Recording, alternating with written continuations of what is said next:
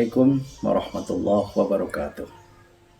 Alhamdulillah wassalatu wassalamu ala Rasulillah la haula wala quwata illa billah amma ba'd. Para pemirsa TV Muhammadiyah dan TV Suara Muhammadiyah dimanapun Anda berada, alhamdulillah kita berjumpa kembali dalam kajian Ramadan yang insya Allah bermanfaat untuk meningkatkan iman dan takwa kita kepada Allah dan mengisi bulan Ramadan ini dengan amal perbuatan yang berguna. Pemirsa yang dirahmati Allah, berpuasa dalam pengertian agama bukanlah sekedar kita meninggalkan makan dan minum dari terbit fajar sampai terbenamnya matahari. Al-imsaku anil muftirat minal fajri ila ghurubi syams. Tetapi berpuasa itu pada hakikatnya adalah ibadah yang kita tunaikan untuk kita dapat meninggalkan perbuatan-perbuatan yang mungkar. Al-imsaku anil mungkarat. Pengertian puasa dalam pengertian yang kedua ini meninggalkan perbuatan-perbuatan yang mungkar dapat kita pahami dari sebuah riwayat yang disampaikan oleh Imam Bukhari dari sahabat Abu Hurairah. Rasulullah bersabda, "Man lam yada' qaula zur wal amala bihi falaysa lillahi hajatun fi ayyada' ta'amahu wa syarabahu." Barang siapa yang berpuasa tetapi dia tidak meninggalkan perkataan dusta dan perbuatan jahat, maka tidak ada hajat bagi Allah bahwa dia telah meninggalkan makan dan minum.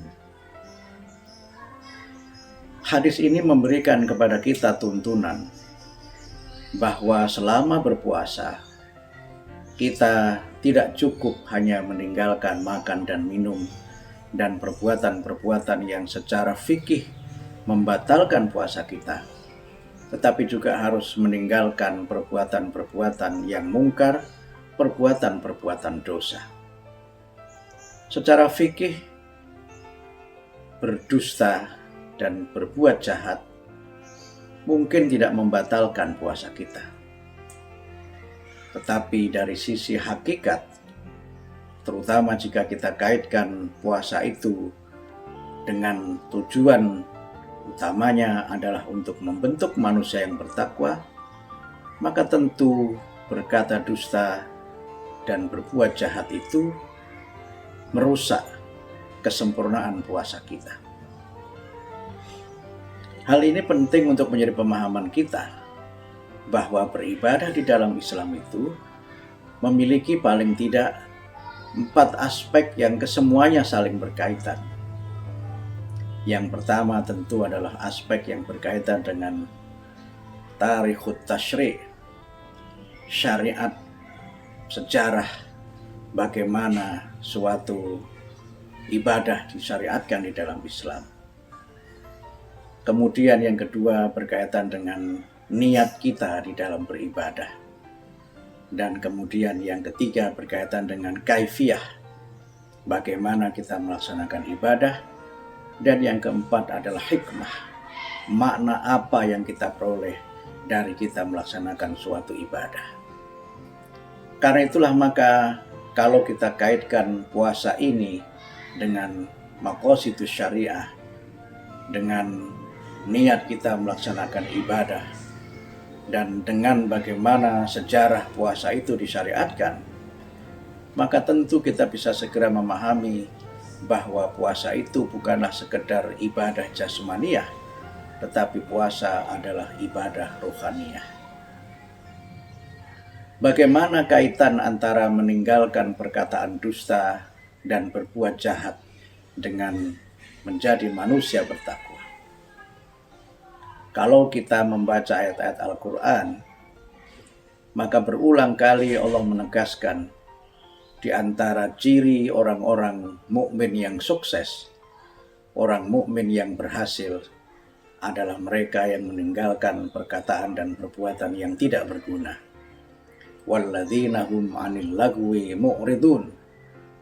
Itulah kunci sukses di dalam kita berpuasa dan kunci sukses dalam kita meraih kehidupan yang berbahagia. Selama Ramadan ini kita memiliki banyak sekali waktu. Kita memiliki banyak sekali kesempatan.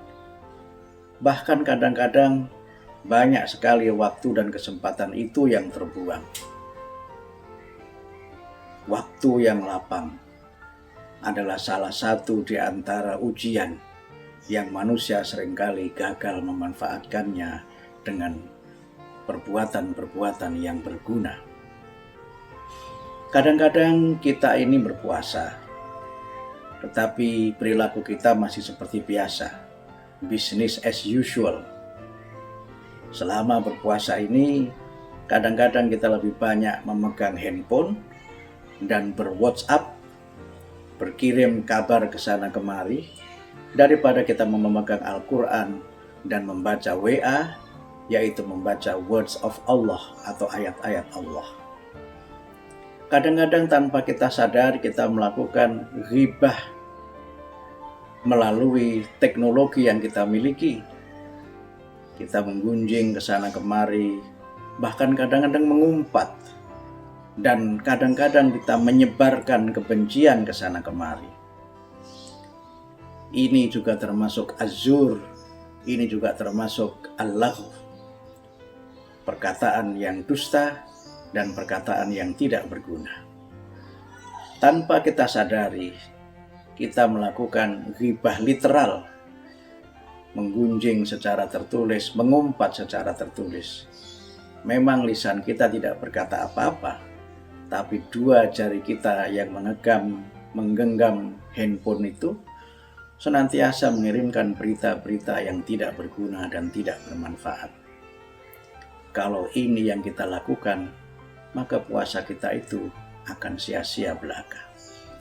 Karena itulah maka para pemirsa yang dirahmati oleh Allah, ketika kita diberi kesempatan waktu yang luang, kita berada di rumah, kita punya akses teknologi, dan kita punya kesempatan untuk memperoleh berbagai informasi, maka marilah kita isi Ramadan ini dengan menyebarkan informasi-informasi yang bermanfaat, menyebarkan informasi-informasi yang berisi tausiah, berisi ajakan-ajakan kebaikan, berisi renungan untuk kita menjadikan momentum Ramadan ini sebagai bulan muhasabah, bulan di mana kita merenungi dosa-dosa kita, merenungi kesalahan kita, kemudian bertaubat dan berjanji tidak mengulangi lagi perbuatan itu pada masa-masa berikutnya.